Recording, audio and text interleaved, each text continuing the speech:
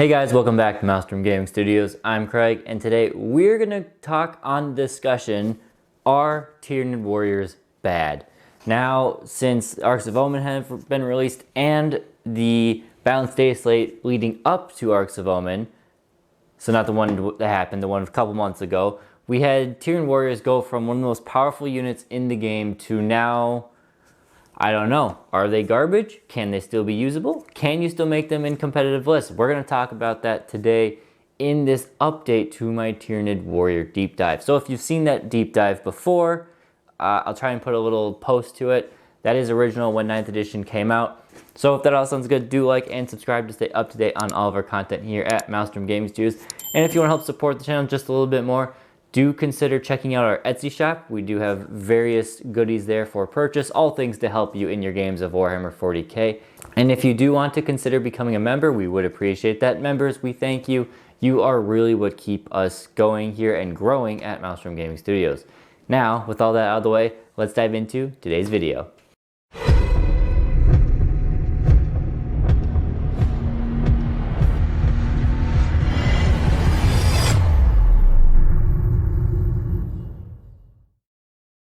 So today we're going to cover all things Tyranid Warrior related as it proceeds to be an update to our Tyranid deep dive we did earlier in the 9th edition codex during it launched.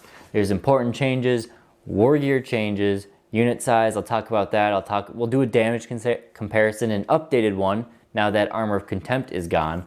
Talk a little bit on the high fleets and just my thoughts and conclusions here as we wrap it up. So let's go over the important changes first. Firstly, Armor of Contempt is gone. I think when it comes to Tyranid Warriors, that is probably the biggest, some say point changes otherwise, but Armor of Contempt is gone. That means AP -1, which almost all of the Tyranid Warrior weapons are, is now effective just that bit more going forward. Things like Scything Talons can now punch armor, and Rending Claws really punch armor. You don't have to worry about being in Kraken to punch through all armor. Rending Claws will pretty much do that as it is right now. And like I said, there was an old change. Transhuman in Leviathan is no longer given to the Warriors. They don't get the normal Transhuman. They don't get the mini Transhuman. They don't get any of that. So they do lose a decent amount of durability through that. There was also point changes to the Zoanthropes, which was a good unit to take in conjunction with the Warriors. That 5-up invuln on the Warriors, again, was just another level of durability that was added to them. And now it's not gone, but with the substantial increase in Tyranid Zoanthropes, I just don't see Zoanthropes always being an auto-include, so you don't always have that to rely on like you used to. Finally, they got some war gear increases. The Barbed Strangler went up 5 points. The Death Spitters went up 5 points. Bone Swords went up 5 points. And if you take a pair of Bone Swords, it went up 10 points. So if we go into that on the war gear, your dual Bone Sword and Death Spitter combo that was just automatically auto take went up 15 points. So your Warriors are now 45 points a model. And they're still good. If you go that full upgrade, they are Weapon Skill Ballistical 3+. They have 4 attacks in melee at strength 7, AP -2, damage 2. They shoot for 3 shots at strength 5, AP -2, damage 1. Hitting on 3s. They're still good. I say strength 2, strength 5. They're still good, but 45 points is a lot to pay for, considering a lot of Terminators these days are in the high 30s, low 40s for point cost. So you have the offensive power over a Terminator in many cases, but your durability is not there, where you have a 4-up armor save, toughness 5, 3 wounds. Most weapons in the game will chew through that. 9th edition is a lethal edition, so durability, if you have substantial durability, that can go a long way. Granted, everything can crack durability in this. Still, it's a big blow to Warriors there. If you want damage to weapons, we'll show the math later, but Lashwood Bone Sword is absolutely your way to go, in my opinion. People can still argue for otherwise, but I think the Lashwood Bone Sword is just it saves you 5 points, and you'll see the drop off in damage between that extra attack, and it's there, but it's not 5 points worth it. Or it is worth taking the 5-point cut, I should say. All the melee one, or the damage one melee weapons are good. Scything Talons, they're free. You get a lot of attacks with them, and they're not going to be killing Terminators or wiping out full squads of heavily armored units, but they're going to do their damage because they are still good strength, and AP is good. Rending Claws I like, high AP. I wish Rending Claws you got an extra attack with them, but alas, you're going for that high punch. Once you wound, you're gonna do the damage versus not, so that's there. The guns are an interesting option. I still have yet to play around too much. Death Spitters are good. Paying 5 points for a strength 5 3-shot AP -1 damage 1 gun is not a horrible thing. The question is, do you want to pay for them in a warrior unit where AP -2, where they're not, I don't know, they're not your shooting platforms. Yes, it's good small arms fire, but a Termagant shooting is just 1 shot at strength 5 AP -1 damage. I don't know. Venom Cannons I think are still worth it for 5 points. You get D3 shots, strength 8, AP -3, 2 damage. That being anti-tank and anti-infantry fire, I think Venom Cannons are still worth it. If you're playing, well, again, I'm gonna have myself, but specific high fleets will like the Death Spitters and other ones won't, so there. And then finally, I just don't envision paying for Adrenal Glands and Toxin Sacs ever. Maybe if you're going for some skew type list, like maybe you're playing a Gorgon list and you're going full quad Talons and you want Toxin Sacs in there. Understandable. Maybe you are playing for, I don't know, a big squad in Kraken and you want that extra strength on your Bone Sword, then I can see Adrenal Glands coming in there because you get the speed and you get the strength. It's there, most cases, you're probably not going to be worth it, and it's definitely not worth the points on a 3-man squad, probably not even worth the points on a 5-man squad, but maybe. Just my thoughts. Unit sizes, again, I just kind of touched on this. I think you're going to see a lot of 3-man squads. They are great for doing actions in the backfield, providing that mid to backfield support for synaptic chains, passing those buffs and those imperatives, psychic powers, all those things along. And they have a very good imperative themselves. Exploding 6s in melee is outstanding when you combine it with Tyrants and Hormagaunts, Gene Stealers, even the Warriors themselves. All those things that are already generating a lot of attacks and can get rerolls. Getting 6s exploding in melee, because Tyranids are, I think, a better melee army than they are a shooting army. It's just a good thing to have in your toolbox. So for those reasons, I can see them being included, at least one unit to be included as a support. Will everyone do it? Not necessarily, but I can see it. 5 to 6 man squads I can see also being useful. The problem is it's a lot of points on one unit that you could just lose like that. One heavy tank battle cannon from the new guard could just wipe out that whole squad instantly. They're tough, but they're not that tough durability wise. Yes, we have tricks for durability. You still can play them in the Leviathan and make large squads work. You can play them in other high fleets that just won't work as consistently for as long in non-Leviathan. You have 5-up Feel in the Pain you can give to a squad of warriors. Is just a 5-man squad of warriors something you really want to put your Catalyst on? Maybe some turns, but more often than not, I like putting Catalyst on my big bugs that are going to be taking the brunt of my opponent's force counterpunch going forward. A 5-man block of warriors is expensive, but are they worth the Catalyst? Now, if you're bringing a 9-man squad, yes, putting Catalyst on that is absolutely worth it because they're going to be playing as your big hammer for your army. You can still give them the 5-up invuln with Zone Thropes. Yes, Zone Thropes are expensive, but you can do it. You can use Hive Nexus in Leviathan to give them that 5-up invuln every single turn. 5-up Feel No Pain, 5-up Invuln is a very annoying thing to get through for a lot of armies. On top of that, we do have the strat still for -1 damage to incoming shots for incoming shots onto warriors. It's 2 CP if you have a squad larger than 5. So again, you can make warriors good, but they become expensive. You need the zone throps, you need the psychic power, you need the stratagem points, command points. So it's tough for that kind of investment. And it worked before because they were crazy durable and they were cheaper, so you were willing to put those investment points. But the combo in Leviathan and other Hive Fleet is just increased a lot.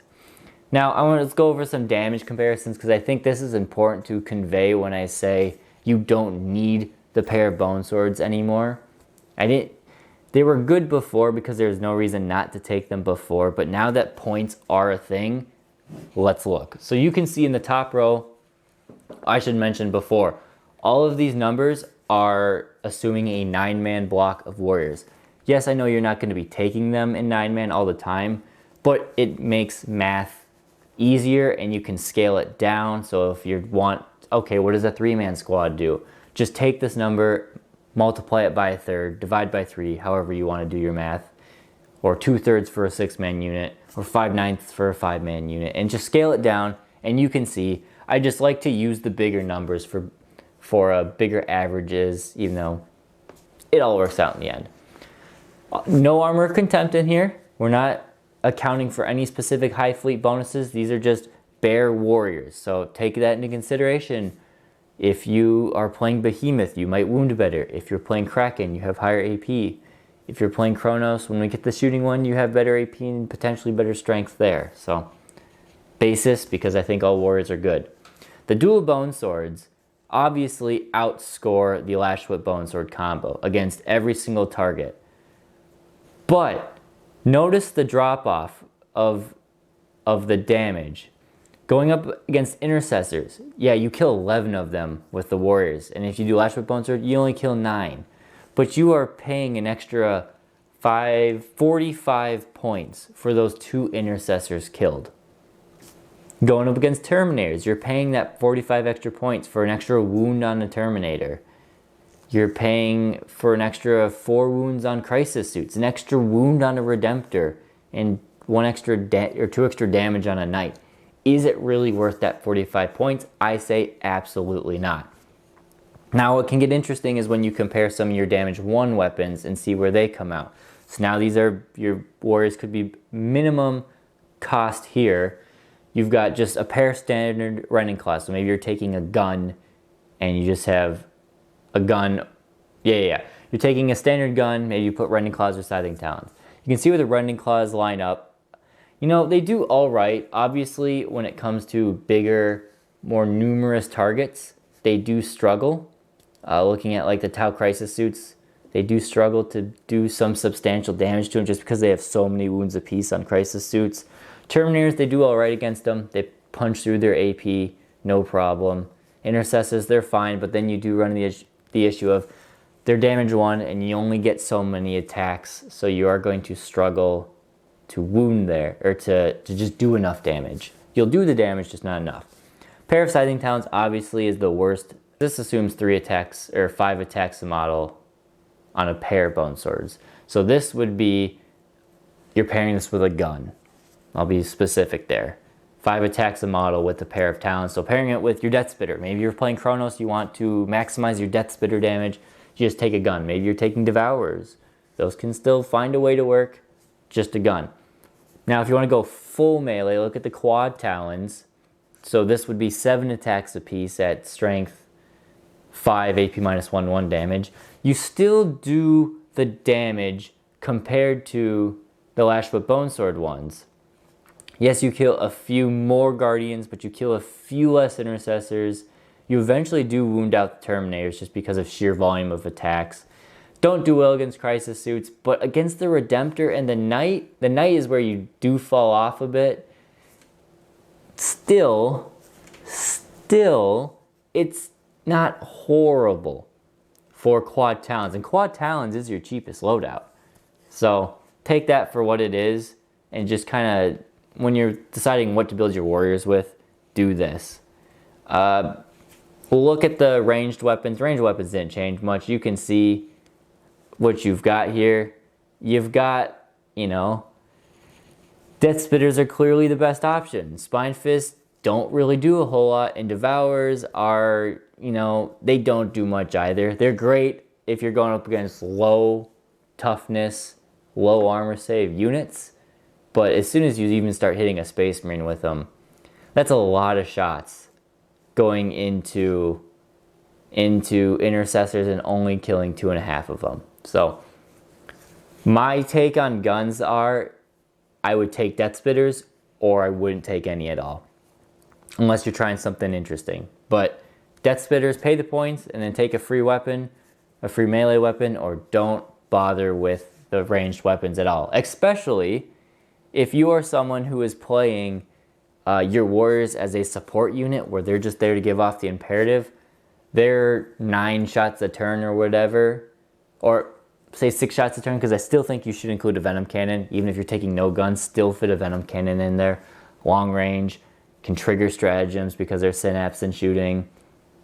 Still good shooting. But ignoring the Venom Cannons, I would take no guns. No guns except for Venom Cannons, and I would just take Talons as my extra weapon. And if your other weapon will be Talons, Claws, Lash Whip Bone Sword, your choice there. But that's where I kind of look at it. Remember, like I mentioned before, remember your Hive Fleets. Leviathan will give you opportunity of Hive Nexus to be a little more durable with that 5-up invuln for longer if you're not giving it to another unit. It is core only, so your best options are really Warriors, a big block of Termagants, or maybe Carnifex, giving them a 4-up invuln throughout the turns. Your options are there, but that's that. Kraken, better AP. I think the Bone Swords do really excel in Kraken. I don't have the math to back it up or show, but it would increase the damage you do substantially with Lash with Bone Swords and with Scything Talons if you take them in Kraken, that extra AP. Behemoth would be better wounding. You don't need to pay for Adrenal Glands with Talons or with Bone Swords. You get up to Strength 8 without them. And if you want to go to Strength 9, you can do that too. All the little weapons, really when you're going from Strength 5 to 6, doesn't matter too much. If you want to play with Rending Claws in Behemoth, you can go base Strength 5, +1 for +1 for Adrenal Glands, +1 for the Rending Claws, +1 for Behemoth, and now you're Strength 8 with those claws. So you will be chunking through intercessors more efficiently than what we showed. Chronos, again, better shooting. You can make your Devours and Death Spitters scary. You could, again, this is where I mentioned I'm not going to go into the tactics of every single SKU list, but for some options, you could drop in a unit of 9 warriors. Give them in Kraken, give them the extra range, give them the extra AP, use the psychic power to give them extra strength. You now have 9 warriors with, what are they, 5 shots apiece? Let me double check. So you now have 45 shots with this block of warriors at strength 5, AP -1 if you get them in range. It's an option, and it will hurt. If you use it like pod, you won't get rerolls on them. If you walk them up the board and shoot, you've got ways to make it worth. Death Spitter still going up to AP -3 with their shooting is pretty good for a Death Spitter. They will kill things that they shoot. Just it's only 3 shots a warrior, so that is that as an option.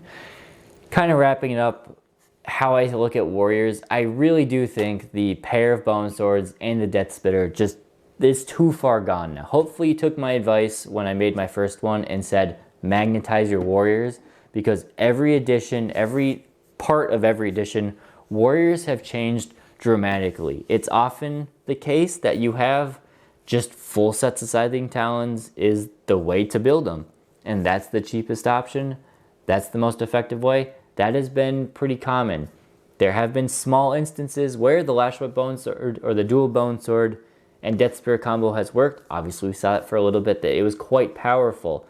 When I have my warriors, I've got 3 quad Talons that are permanent. I have 3 pair of Bone Sword Death Spears that are permanent. I have like 9 that are magnetized, or maybe it's not quite 9. Maybe it's 8. Oh, 9 if you count my Prime, that are magnetized, that I can swap up their weapons. Maybe only have half of them, half the body magnetized. So they're stuck with talons and you switch one weapon or whatever.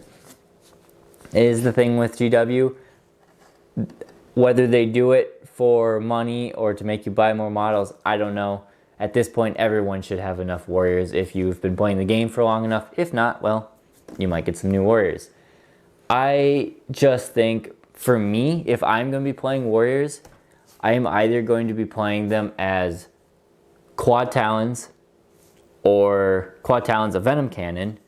Put that in there.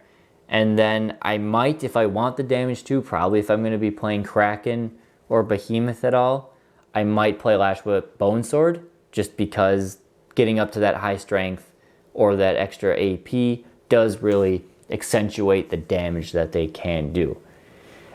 With Armor Content being gone, warriors, while they don't have great durability themselves and they do cost a lot, they do chew through the models that they attack. I envision, like I said, a lot of people will not bring warriors.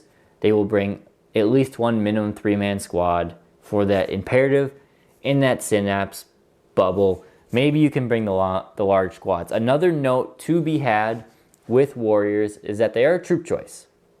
They're still a good troop choice, and there are a lot of secondaries that reward you for doing the secondary with a troop choice. 2 that come to mind is if you take Grind, I don't recommend it, but Grind, if a troop choice kills a unit, that's a CP.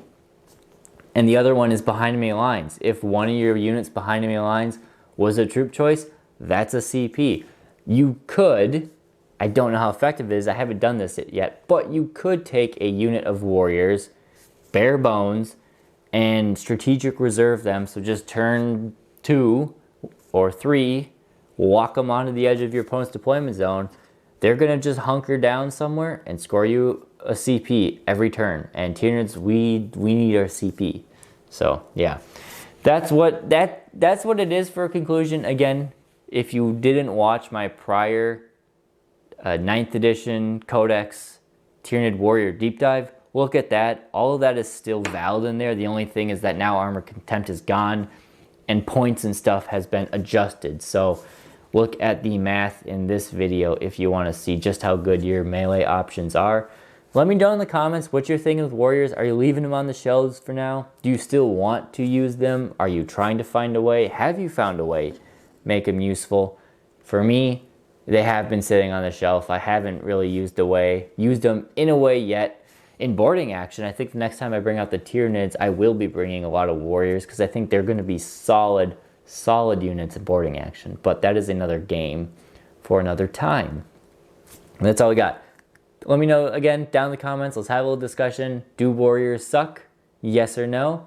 I don't think they do. I think there's just better options now. Thank you guys for watching, and we'll catch you next time here at Maelstrom Gaming Studios.